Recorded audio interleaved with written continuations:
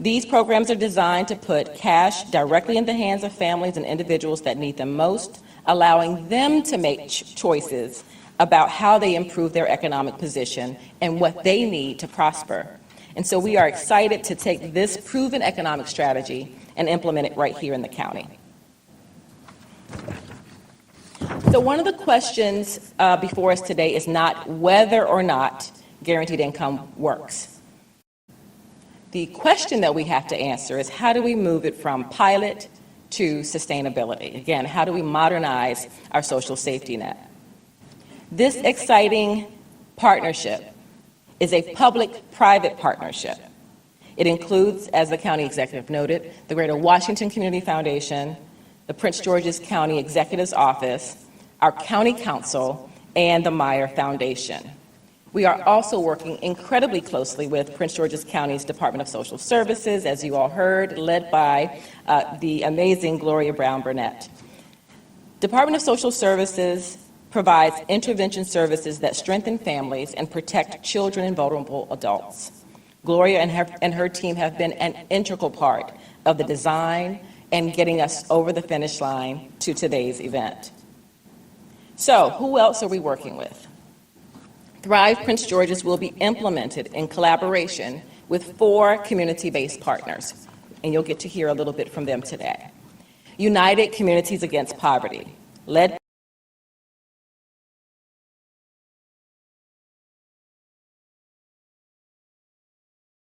Special Advocates of Prince George's County, led by Yolanda Johnson, will be working with our youth who have aged out of the foster care system.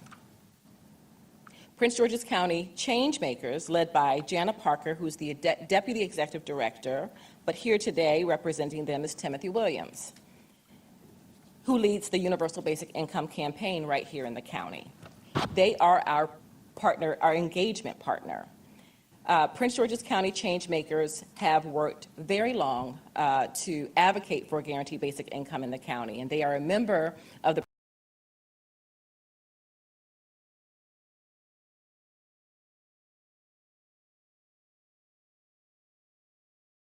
I thank them on this issue.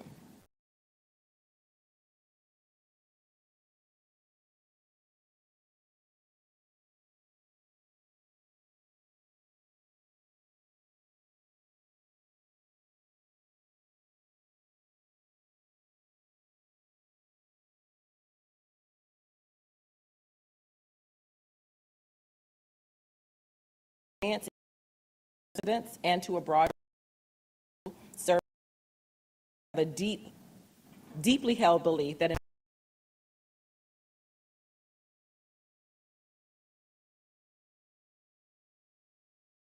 27 with over 10 guaranteed income pilots in the entire region, and we are pleased to have them as a key critical partner.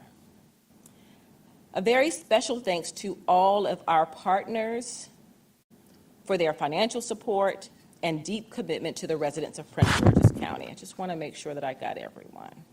I spoke about UCAP, CASA, CAB, PG Changemakers. We got everyone. And so up next, I want to invite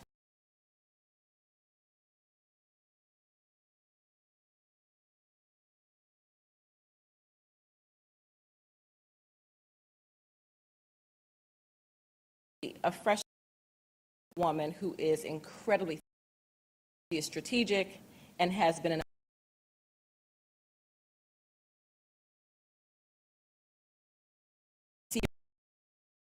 2023, which was legislation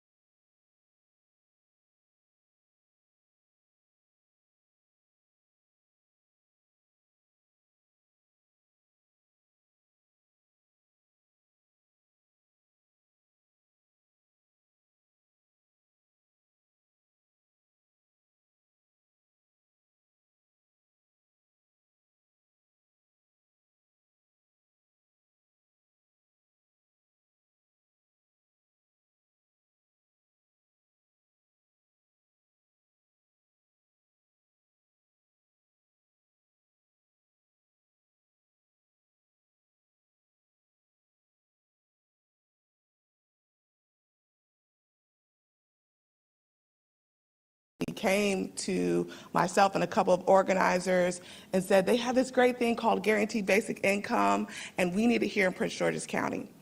And to see 2 years later that all stakeholders, the county council, the county executive's office, looking at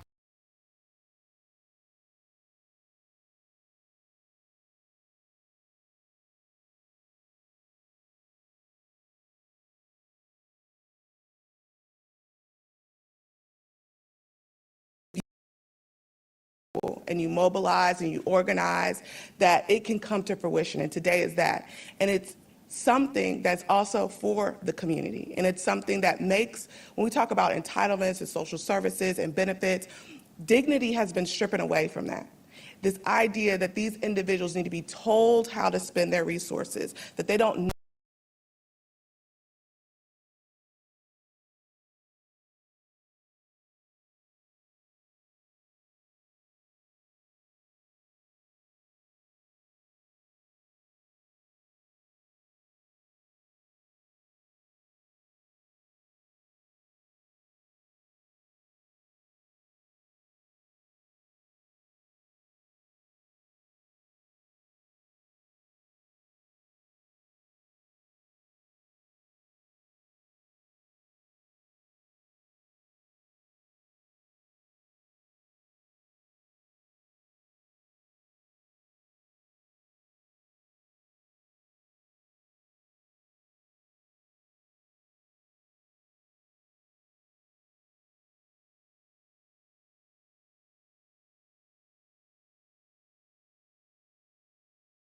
family making those tough decisions about, can I work or can I have childcare?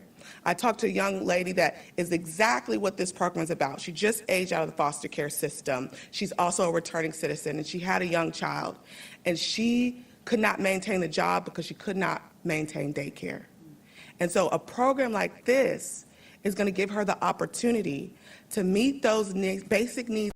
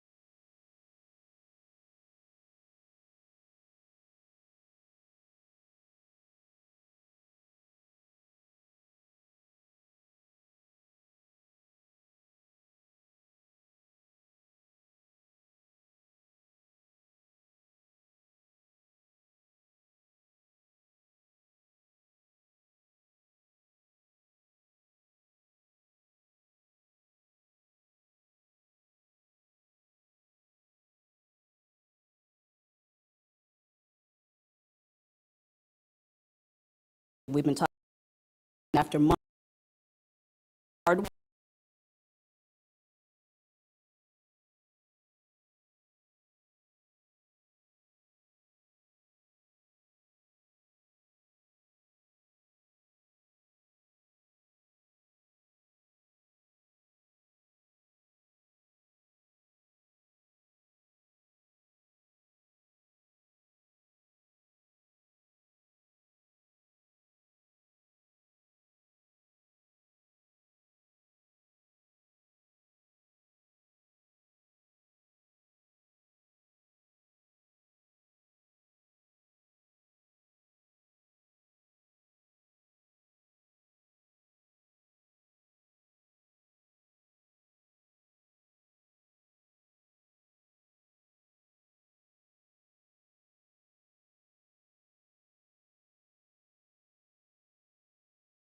UCAP, one of the large, 64 was a good year. UCAP, one of the largest nonprofit organizations in Prince George,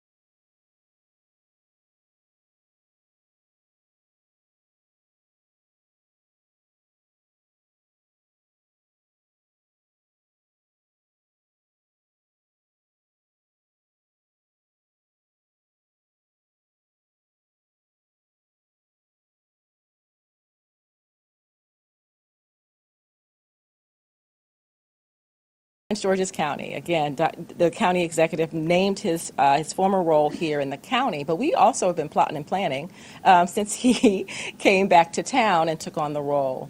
And we're even more the ability to make this partnership come to fruition, full fruition, really has matured over the last year. And so, without further ado, I really want to invite to the stage our amazing partner in the Meyer Foundation CEO, President and CEO, Dr. George Askew.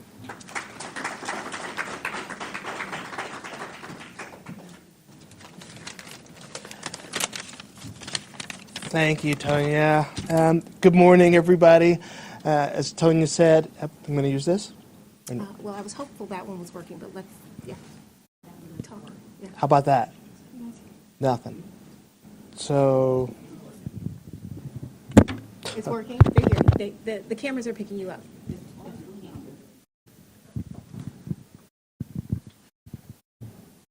how's that? Yep, you hear him now? All right, beautiful. As Tonya said, I am George Askew here on behalf of the Meyer Foundation in the Washington D.C. Where I serve as president and CEO. Today, I'm actually joined by a member of our board, our executive committee, Ryan Young, and one of our staff members, Misty Millset, who was also here with me when I was in the county. Clearly, this is something that's important to Meyer, and I feel well supported in having some of my team here.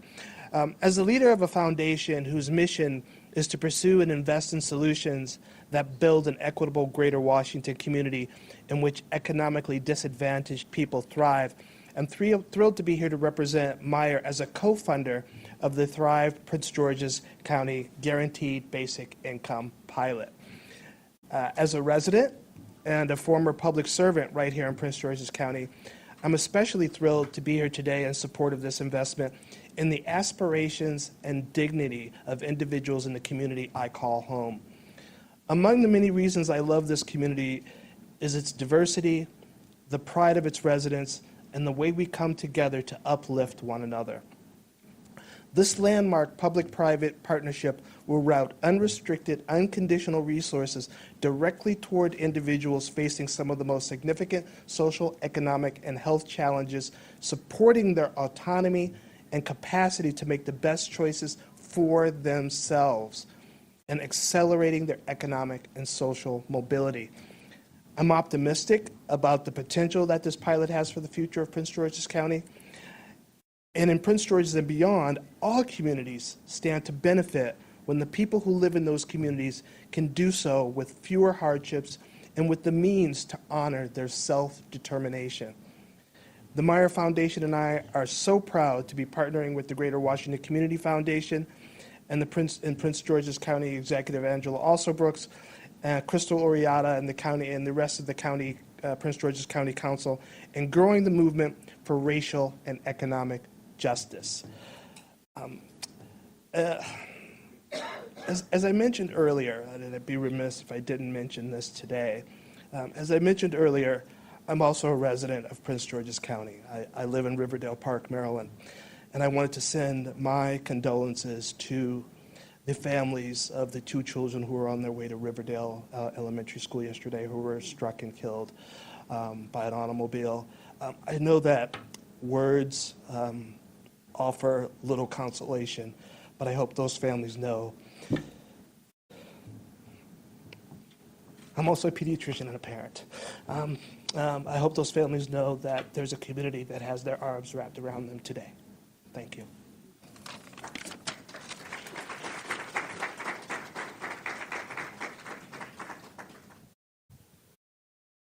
You know I can't. Okay, I'm back.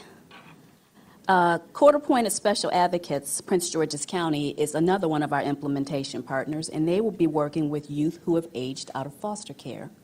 I'm especially excited about this one.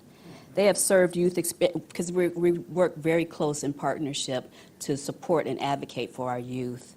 Court-appointed special advocates, Prince George's County, have served youth experiencing foster care for over 2 decades. Each year, their staff and volunteers advocate for about 200 young people to receive the services and resources they need to thrive. Their partnership will make a real difference in the lives of youth that have experienced foster care. Two young people who have benefited from CASA's advocacy are here today to talk about the potential impact that Thrive Prince George's can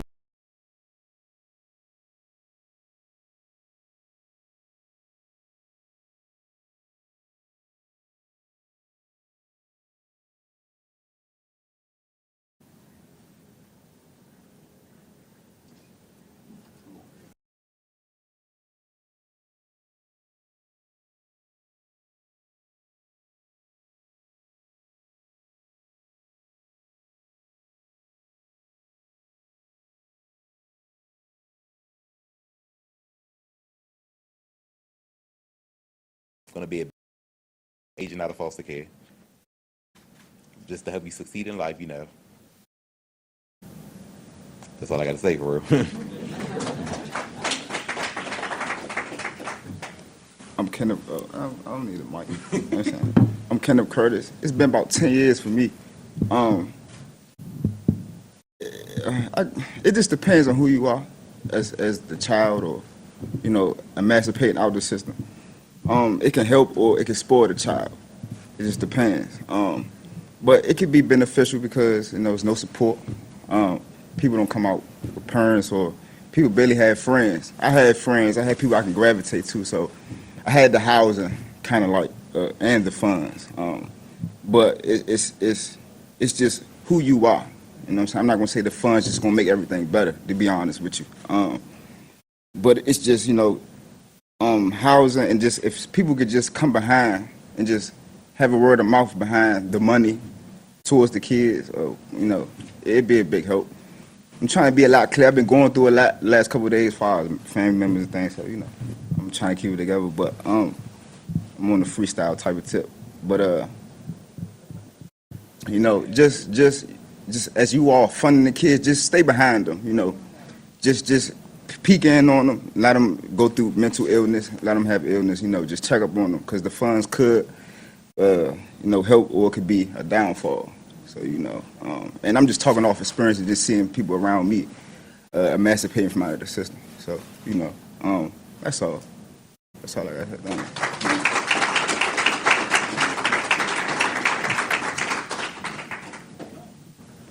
All right. Thank you, everyone, for joining us today. Thank you for everyone who has given remarks. We would like to open things up now to the media who's in the room for any questions that you might have.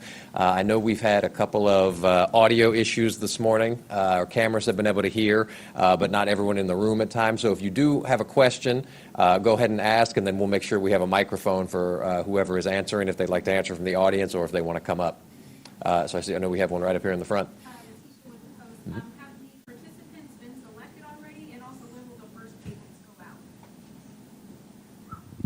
Thank you. So the participants have not yet been selected. We expect that in mid-December, the applications will open. The selection period will probably take 4 to 6 weeks, and first payments by the beginning of 2024. That is our expectation. Okay. To the podium, okay.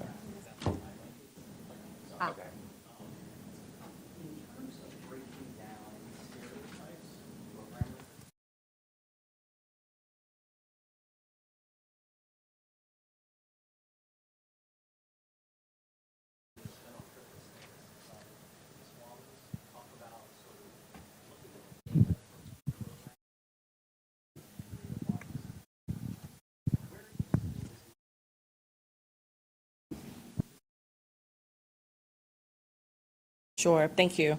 The question was really about breaking down some of the stereotypes associated with cash transfer or guaranteed basic income, and I appreciate the question. The response is really that this program is really about supporting people in their personal dignity. I think one of the participants spoke about it earlier. Councilmember Oriata said it best.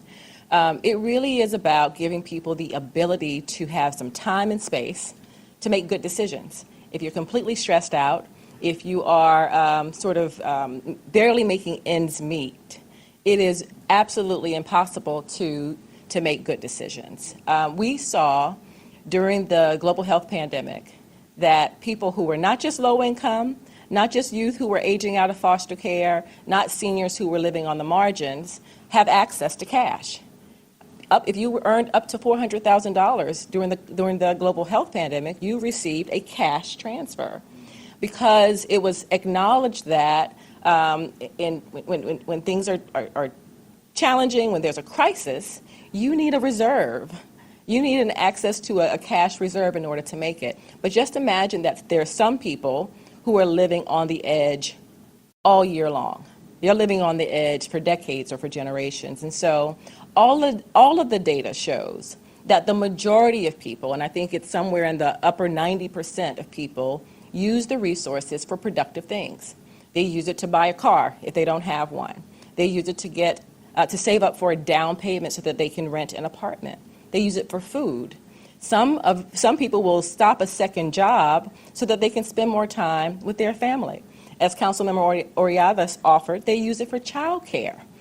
There are so many productive uses for an additional $800 a month that people just wouldn't have access to unless they're working 24 hours around the clock. And so none of the data points to a high propensity for nefarious use.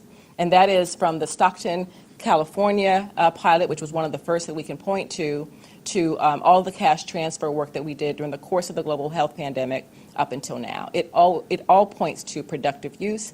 And I appreciate the gentleman offering the response on support. So we're not just handing out cash.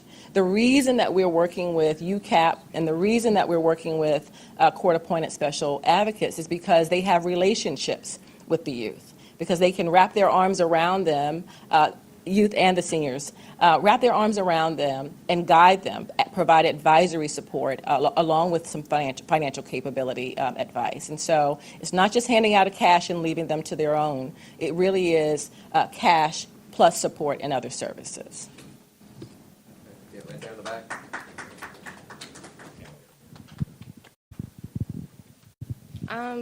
Who actually qualifies for the program?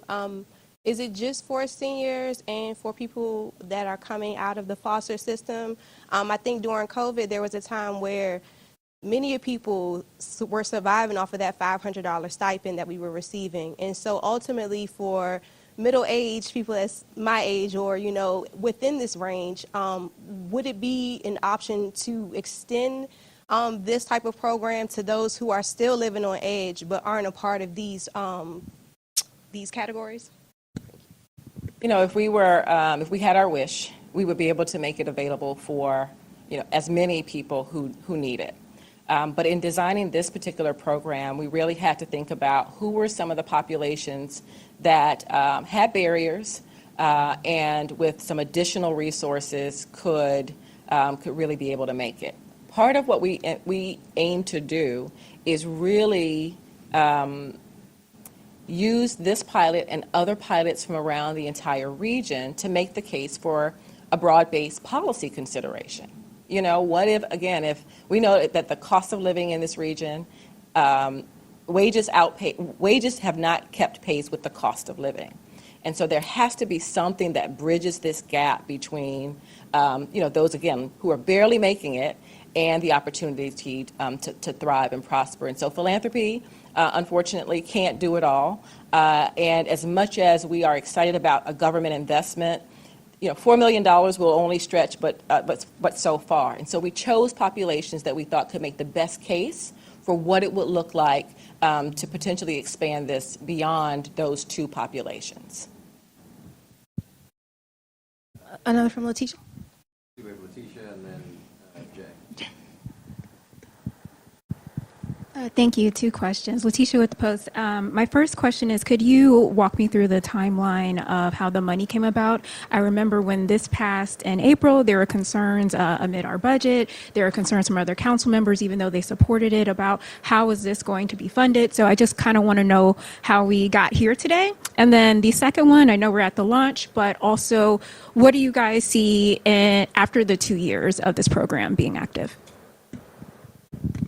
Those are great questions. Partnerships take time. And I think the best lesson out of this example is sticking with it, and sticking with it in relationship with people who share your values, share your commitment to community, and not giving up. And I think that the partnership between the Office of the County Executive, the County Council, Meyer Foundation, Social Services, the Community Foundation is just the example of what sticking with partnerships based on values and commitment community can really yield. The resources, it's not easy to assemble a $4 million investment, and so everyone had to figure out where we could, move resources from in order to make it work. We were very fortunate that the Community Foundation had some experience, and Meyer Foundation actually, in investing in these partnerships around the region, and we were committed to bringing it here. Councilmember Oriada's legislation got the County Council connected and engaged, and we were super excited when the County Executive's Office came sort of at the end of the deal and said, you know what, I think we have a resource. I think we can make this work. Partnerships take time.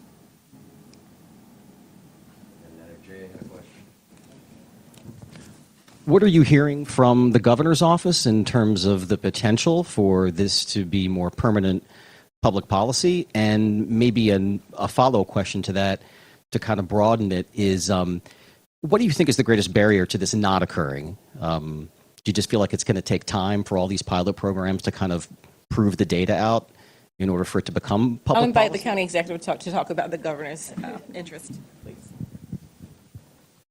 Thank you. So first of all, I do want to just again say thank you so much to Tonya Wellens for her leadership, and Dr. Askew and Gloria Brown Burnett and everyone who made today possible.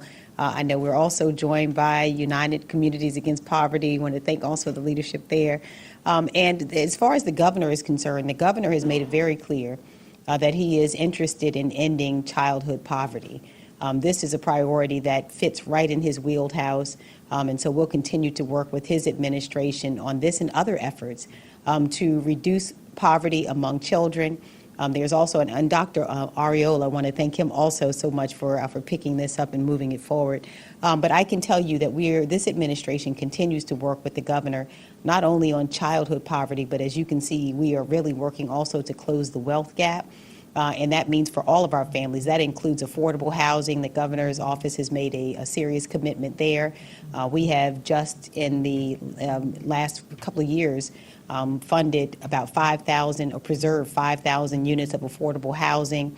So we know that this effort is not just this one piece of it, but as we look at it as a whole, you will see this administration and the governor continue to work hand in hand to do what we can to create economic opportunity for all of our families. That's those who are in foster care, our seniors. You just saw the huge announcement regarding the FBI coming to Maryland, which was huge, generational opportunity to close the wealth gap. The governor remains excited about this and other programs, and we'll just continue to work with them to see how we can continue the funding. Any other Question? Okay, thank you, everybody. Thank you. Now, we do want to do, for all of our partners, I know we want to get a group photo, so for everyone who's here and part of this today, if you can all gather up front, we'll get everyone coordinated for that photo.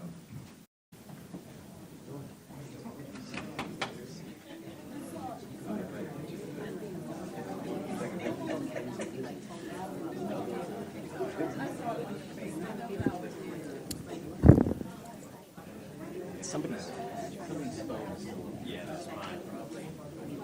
Yep.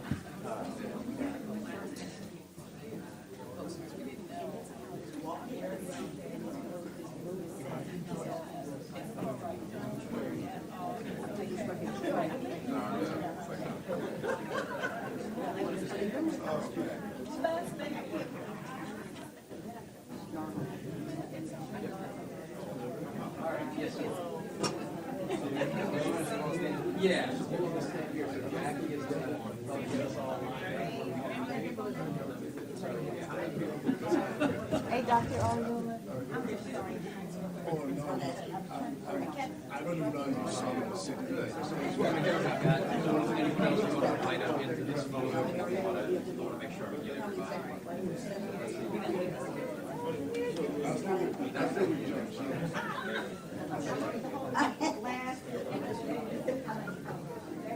All the partners come up.